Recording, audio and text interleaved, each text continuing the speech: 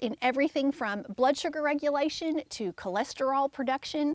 And it filters excess estrogen and sex hormones from the body so that your body can regulate and control all of its hormone production. It's also a key player in digestion and bile production and how our intestines work. But most of us have very tired, overworked livers that cannot keep up with the demands that have been placed on them. If you've ever experienced heavy menstrual cycles, gallstones, high cholesterol, gallbladder attack, it's really important that you begin looking at your liver health. I really believe that liver support and liver health is very, very important, but of course, check with your doctor before you do anything different with your healthcare routine. Beets help your body break down toxins and excrete them more quickly from the body. And today's fermented version that I'm going to show you with a Beet Kvass actually adds a little bit of probiotics to the blend, so that helps support your gut health.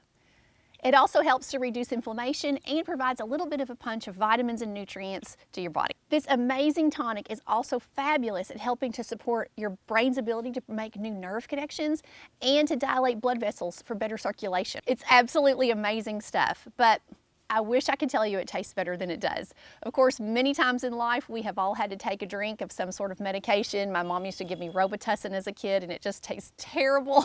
This is not as bad as that, but it is certainly a tonic and a healing medication in a way. So we have to sometimes push through the things when we don't enjoy the way they taste. I call this my salty beet water, which is basically what it tastes like, but it is something that I've added to my routine over the last several months, and I feel like it's very powerful and important.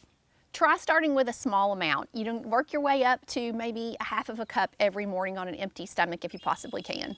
But it's okay to start with just a couple of tablespoons if that's more comfortable. Here's how to make it. Fill a glass jar with 1.5 quarts of filtered water, and then I have a WEC jar that I'm using. I'll leave it linked for you in the description box, but you can use any jar that you like. Just don't make it in plastic. Peel and chunk 1 large or 2 medium-sized beets. The size doesn't really matter here. Just try to get something organic if you can for this, but whatever you can find is going to be fine. Add 1 tablespoon of sea salt. Table salt will not be as beneficial here, so avoid that. I'll leave a link to my favorite type in the description box so you can see that as well.